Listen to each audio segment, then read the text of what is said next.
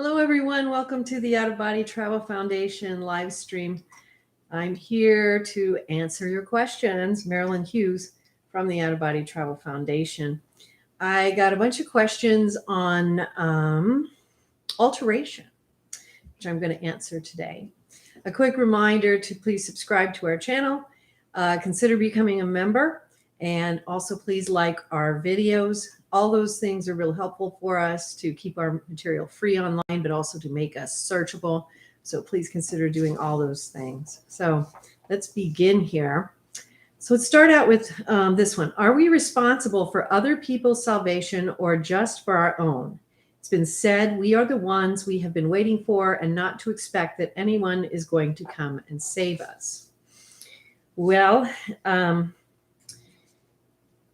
that can be a loaded question. However, the simple answer is we're responsible for our own salvation. This does not mean that we don't also participate in one another's salvation, because we absolutely do. We also become responsible for the salvation of others as we are placed in a position of responsibility, such as parents. But this responsibility is not unlimited. We are responsible to a certain degree. As the children grow up, make their own decisions, that changes. We're responsible to a certain degree. When we become capable of altering things and stuff, we become a participant in the salvation of others in the mystical spheres. We can choose to become a participant in the salvation of other people just by things that we choose to do, whether you're choosing to be a volunteer in your faith practice in helping other people in their spiritual walk, or choosing to be helping or volunteering to help others in another way, sharing your own journey, people who are sharing their near-death experiences, people who are teaching other people how to meditate, people who are just finding other ways where they become a participant in the salvation of other souls. This can go across so many borders. So we do all participate in one another's salvation. And for those who have read the Mysteries of the Redemption, you see that this gets bigger and wider when you look across the mystical borderland. And you see that we actually can become capable of working across the heavens, hells, and purgatories in the alteration and the assistance of other souls, and how we receive assistance from souls in higher and other realms to assist us when we need it in our own particular spiritual walk. And of course, you need to take a look at Mysteries of the Redemption, and then you'll see where there are these alterations which occur when souls are ready to make a change to go to a higher thrust in a hell realm, purgatorial realm, and then a soul is sent in to help with that, either perceptual thrust or any kind of, a number of different kinds of transformative type changes that will help that soul to go to a higher sphere of energy. And so we all participate in the salvation of one another. That's how creation continues to create, how we are all part of creation. We are all helping in that in different ways, even through our own gifts, in ways that may not seem connected. When people are utilizing their own particular gifts. So, for instance, a doctor utilizing his medical skills, a scientist using his engineering skills. These are all in subtle ways. If you see it in the mystical spheres, you're going to see that it all connects. We're all assisting one another in a beautiful way across creation.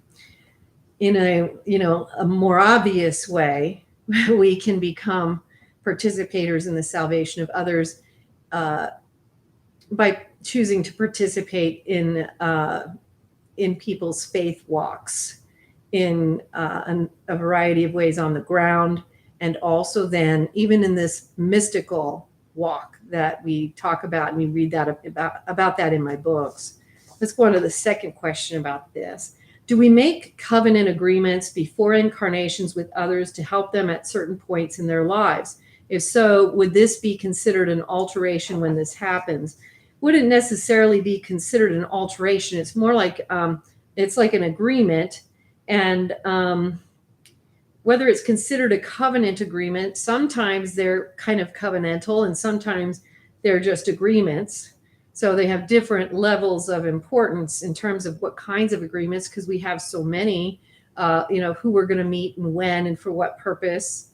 And so when you understand that, you can see how important it can be that we are open to receiving those thrusts and being receptive to the things that we agreed to before we came, because people do alter, ironically, the path that they originally intended sometimes, and that can throw off the plan that they put in place for their own spiritual evolution and the evolution of other souls during their lifetime. And so these are agreements that we're going to help each other in these particular areas and at these junctures in our lifetimes. And so yes, I wouldn't say they're alterations. They are agreements, because this is kind of how we're gonna map it out. You know what I mean? So what if the person's making the agreement don't fulfill their end of the bargain for some reason? That's when it's reconfigured. And it's I often point out to people, reconfiguring, because this happens a lot, because there are people who do not fulfill their end of the agreement. Ironically, in the books written by Chico Javier, the 12-volume book set that starts with Na Solar, Life in the Spirit series, where he talks about all of these agreements that are made in before life and in between lives. This is discussed a lot in his particular experiences that he talks about. My books also discuss it, but yes, what happens, a lot of things can happen. Some people will be able to reconfigure and they take another offshoot, they go in another direction, and they're totally fine. Sometimes when someone doesn't fulfill their end of an agreement, it can completely collapse and destroy what was intended. So anywhere in between.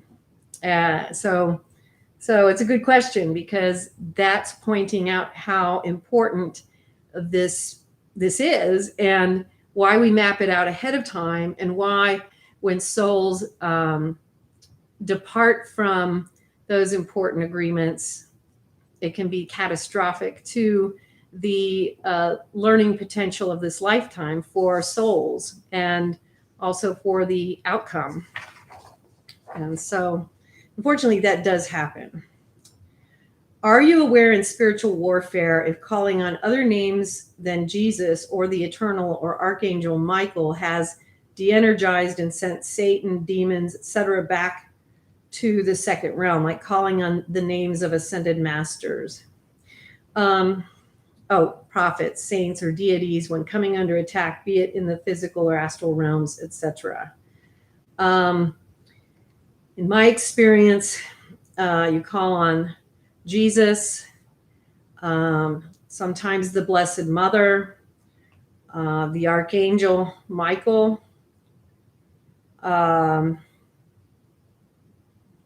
did have an experience once where I was calling for help, calling for the usual help, but along with Archangel Michael and the Lord, there was Avalokiteshvara, the Buddha, and Zarathustra came. It was really cool. That was one time. I don't recall that ever being a thing. Prophets, saints, or any other deities.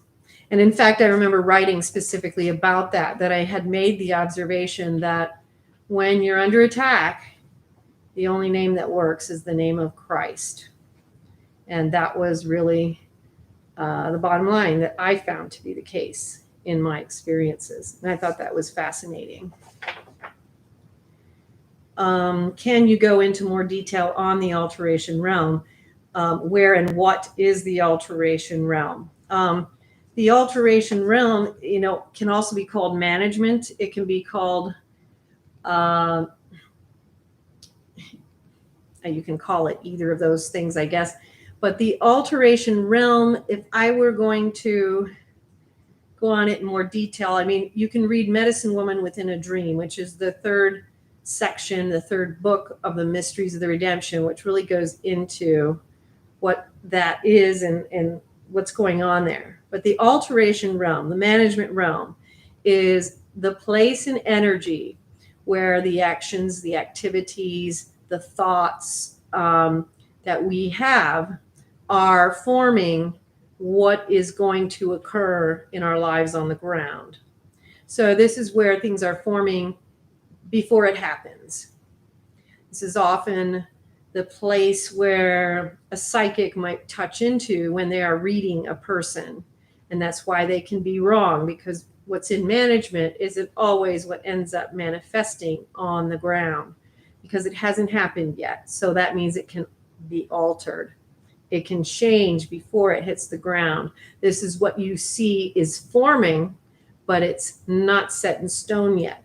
So in that alteration realm, in management, this is where the angels, spiritual warriors, spiritual guardians are sometimes sent in to actually alter or change the outcome of an event or a series of events, or even just the way someone is thinking about something, a perceptual change that will change the outcome of where they're going, what they're headed for. And this will change what that outcome is when it hits the ground. And this can be anything from a smaller change as the way someone is viewing something, like their perception, to preventing their death, a premature death that has been deemed catastrophic to the program, their program being this life and the lessons, the spiritual things that were necessary for that soul to achieve in this lifetime before they cross over. And so there will be intervention. And so you never know when intervention will occur and when it won't occur, because we do know that many people experience tragic occurrences in life every single day. And there's no rhyme or reason as to, well, why in this case was there intervention versus in this case there was not. And this is, one of those mysteries of God, because when you are actually being led into learning about the alteration realm and asked to become a spirit who will work in there, what you quickly learn is that you receive like an impetus from the Holy Spirit. It's not anything that you generate or you understand. And you just know this is what I must do. And you do it almost instinctually. This is nothing to do. It's like autonomic. It's like an autonomic response, just like your heartbeat. You're not thinking yourself. You're not saying, I'm going to do it this way because that's what makes sense to me. It's an autonomic thing that comes from the Holy Spirit, where you understand the energetic truth. This is what must happen at this moment, right then and there. And you're going to do this or that. And that's going to affect this change that is needed. And that's what you're going to do. And you just do it autonomically. It's even more, it's more autonomic than automatic, because it is more like a heartbeat than even like automatic. It's the force of the the Holy Spirit coming into you and doing it through you rather than by you. You're not a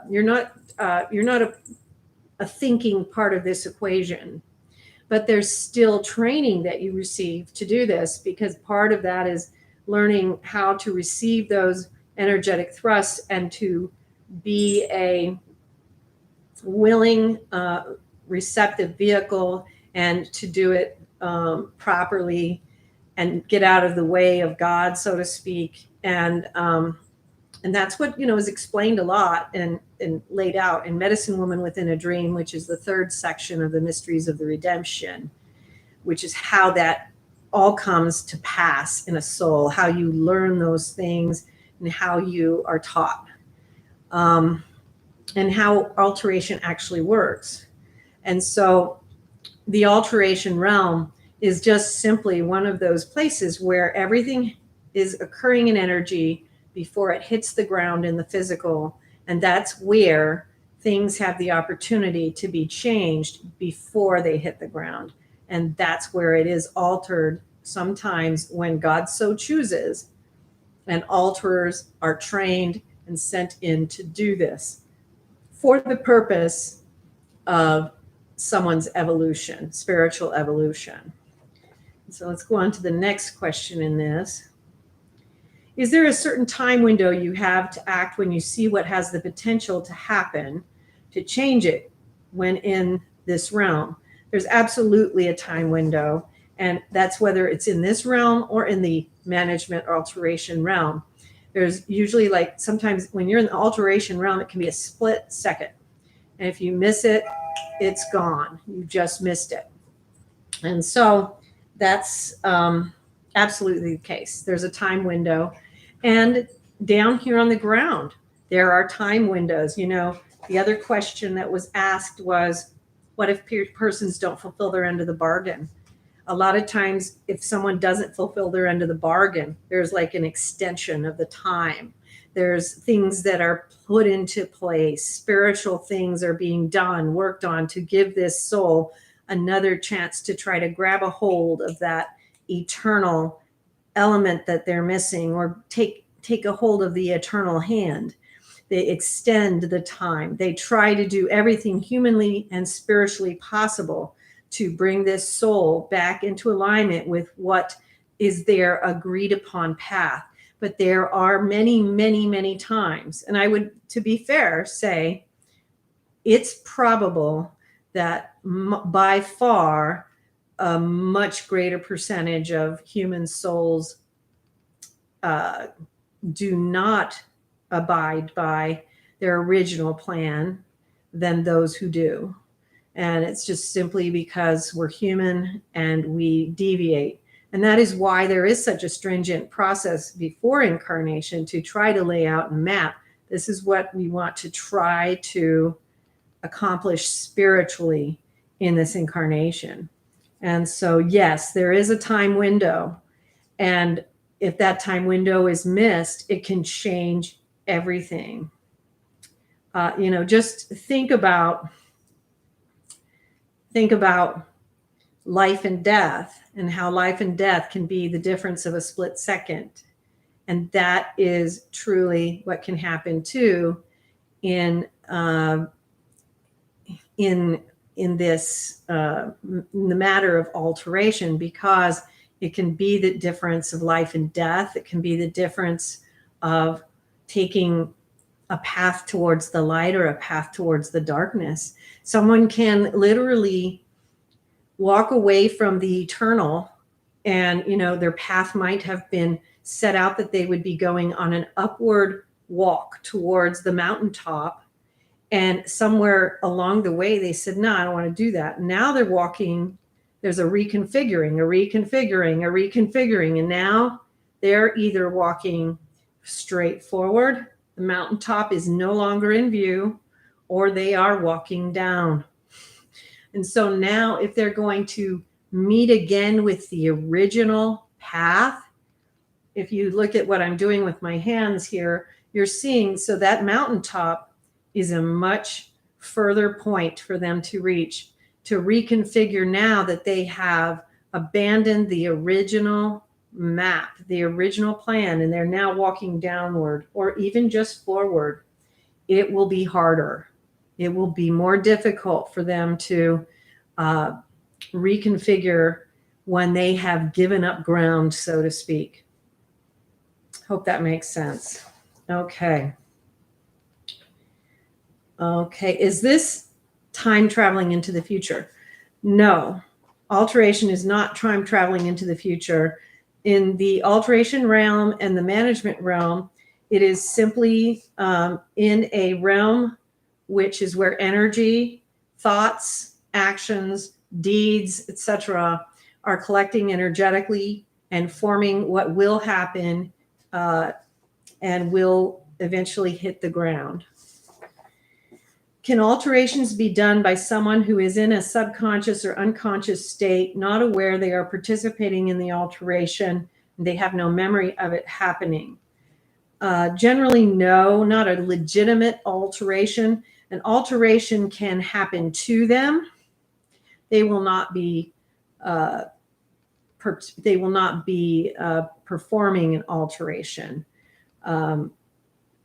They can definitely have an alteration being done to them. That happens all the time. Can someone have a higher aspect of their soul participate in an alteration, and this lower part of their soul not be aware of it? That, yes. But this part of them that is completely unconscious and subconscious, no, would not have that capacity. If people are killed in the alteration realm, what happens to them in real life? Do you actually know and participate in the real event? If people are killed in the alteration realm,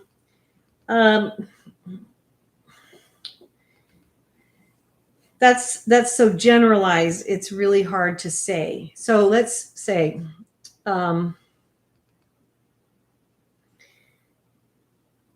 in the alteration realm, you can have what seems to be a playing out that someone's death might be coming. If you actually see that, there may be the opportunity to prevent it if it's preventable. If this is just this is just their time and they're going to cross over and pass, then it won't. But if you're going to see it, there might be a reason for it. Now, I think that you have to understand that in these realms, this is where things are forming and getting ready, where they're about to hit the ground. So in reality, all things, including our death, will eventually form in these realms before they hit the ground, because eventually we will all die. We'll get sick, we'll die, whatever. So whatever negative events are going to happen in our lives, which will happen to all of us, will appear in that realm. And so, but you can experience an alteration where it appears that someone has deceased, but that is not the physical outcome. And this is hard to explain because, first of all, God can do whatever he wants. There are other altars that can be sent in to do something different. And also, there's so many different scenarios that you could be talking about here. So, for instance, I'll just use some of my own, okay? So like I had one where I just screwed up the alteration because, like what you mentioned here is, is there a certain time window? I missed the time window by a second. I didn't move this person out of the way, and we all got shot and killed. But the Eternal sent another altar in to come back in before that time window that I was sent in to save that person anyway, because I had messed it up basically. And so they sent another alterer in to take care of it. So it might appear in the alteration that I embodied that this person wouldn't survive. But that's only if you didn't know the rest of the story. He did survive because God had another plan, another alternate, backup plan. So another situation, I saw in the alteration realm a young woman who had come to me who was leaving an abusive relationship. She was worried about a death threat made against her, and I saw her funeral a few days ahead. And without boring you with a lot of long details, I just told her, I do think you're in danger, but I think you just need to leave town for a couple weeks and you'll be fine. So she did. She left town for a couple weeks, went to visit her mom. By the time she comes back, the danger is past. Everything's fine. So you see how you see it in the alteration realm. You're like, okay, there's a danger. I just need to be out of this energy while it diffuses, and she is fine. However, you see hundreds and thousands of stories of people who say they had dreams of someone's death right before it happened. And that is also someone touching into this is forming an energy right before it happens. And so this is the same thing, except that it does come to pass. And that can be a number of things. It can be someone who is coming close to their death because they are old and it's time. It can be people who have had things and then it's a sudden car accident. People have had things and it has to do with an unexpected illness, all kinds of things that happen. And so sometimes those little views that people have into that realm are not necessarily intended for the purpose of it to be changed. And so sometimes you're just getting a glimpse, almost like to prepare you for an impending event. So there's so many different ways it can play out. So when you just kind of say if people are killed in the alteration realm, what happens to them in real life? That's a wide open question. And that's what I mean by that being wide open. There is also one other thing I think I should point out about that, which is when I say it's wide open, it's because there is also the symbolic gesture of being killed in the alteration realm, which is getting hit, which can also be something that people will see. They'll see this, and it doesn't necessarily mean someone is going to die. It means someone is going to get hit with something, and you don't know what that's going to be. They're going to get hit with something. They might get hit with a serious illness. They might get hit with a job loss. They might get hit with some bad news. They might get hit with something they didn't know that was going on in a relationship. They might get hit with something serious is happening with a member of their family or their children. It could be any number of things that they're going to get hit with something. It can be something where someone is about to backstab them at work.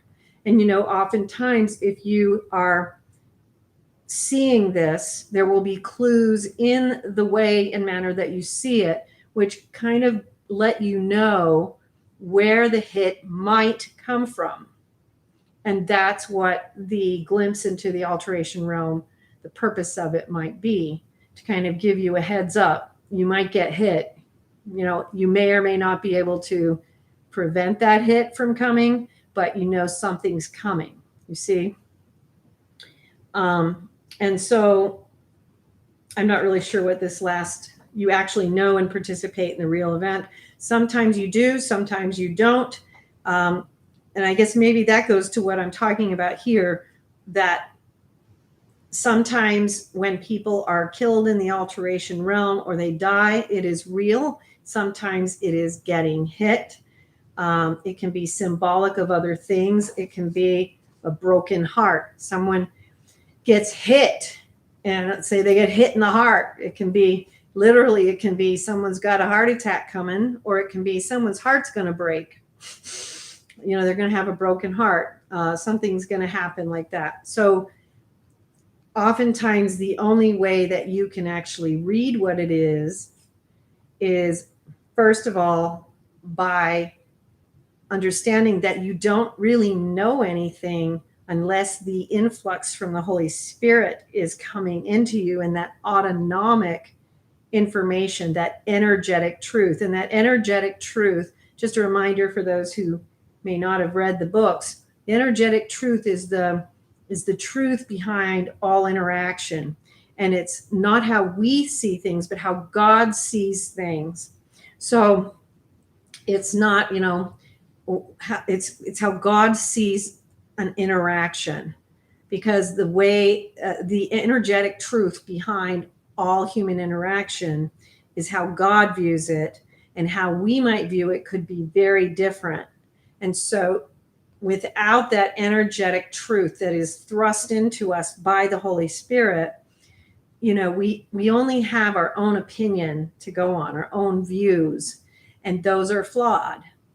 And so that is why part of the huge part of the training ground of becoming an energetic alterer is learning to receive those thrusts of the energetic truth, and learning to understand that mystical language, because we don't act on our own. We don't make judgments of our own. It's all something that moves through us by the Holy Spirit, because it's not what we believe to be true, what we think. It's how it is seen from the eye of the eternal. And that's different than how we see it down here. Everything down here is clouded by, changing opinions, political views, and all kinds of things that, float like the wind. 1 minute, the opinion of the people is one thing, and the next minute it's something completely different. With God's eternal law, it's not like that. God's eternal law is constant, unchanging, and clear. It's very different than what we do down here on the earth as human beings, where we're kind of like all over the place. So I hope this was helpful, and I hope I answered these questions well, and I thank you for sending them in. This was great. So again, please like the channel, please like the video, please subscribe, consider becoming a member. All these things are so important. Always check out the main website at outofbodytravel.org. We have all of our books there. You can download our books at outofbodytravel.wordpress.com. And so I'll see you next time. Thanks for joining me.